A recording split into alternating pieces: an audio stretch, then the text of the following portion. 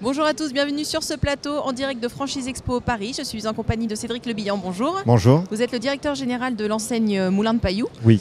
Donc vous êtes spécialisé dans la boulangerie. C'est de la boulangerie pure ou ce sont des terminaux de cuisson? C'est de la boulangerie pure. Nous avons la chance de pétrir et de cuire dans toutes nos boutiques tous les matins. Donc vous êtes de vraies boulangeries. Oui. Voilà. Au niveau des profils des franchisés, est-ce que ça veut dire que ce sont des boulangers? Non, pas du tout. Le profil de nos franchisés sont des gestionnaires, des managers à qui on va donner une formation de 3 mois pour maîtriser la base du métier et l'application de nos recettes et de notre savoir-faire, et ensuite qui vont exploiter par le management et la gestion surtout leur magasin. Eux recrutent des boulangers, c'est ça? Ensuite, eux recrutent des vrais boulangers de métier diplômés. Voilà. Donc pourquoi vous avez fait le choix justement de la boulangerie et pas du terminaux de cuisson, enfin des terminaux de cuisson? Parce qu'à l'origine, on avait une vraie volonté à la création de Moulin de Pailloux d'être sur du produit très qualitatif avec un aspect de tradition et de qualité au rendez-vous. Et c'est ça que les gens recherchent aujourd'hui? Quelles sont les dernières tendances, on va dire, dans le monde de la boulangerie? On a un vrai retour au savoir-faire traditionnel, aux bonnes choses. Voilà, c'est surtout ça qui est important, c'est qu'aujourd'hui le consommateur, il a envie de se faire plaisir et il a envie de manger du bon pain. Voilà. Est-ce que justement, quand il veut manger du bon pain, il va forcément se dire « tiens, je vais aller voir une franchise ». Nous avons la chance d'être considérés, et nous sommes considérés comme des boulangeries artisanales. Donc nous affichons boulangerie sur nos devantures. Et je ne suis pas sûr que le consommateur se dise dans sa tête « tiens, je suis en train d'acheter mon pain dans une franchise ». Il y a eu une époque où justement les gens allaient finalement acheter leur pain dans les supermarchés. Oui.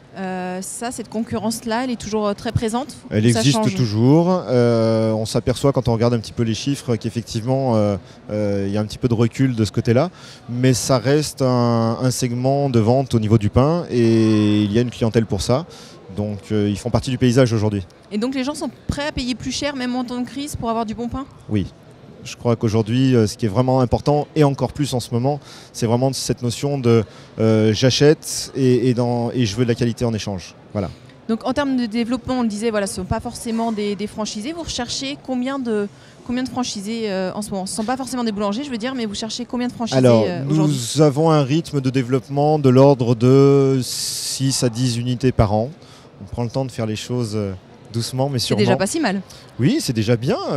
Moulin de Pailloux fête cette année en 2012 ses 10 ans. On affiche 23 magasins à ce jour.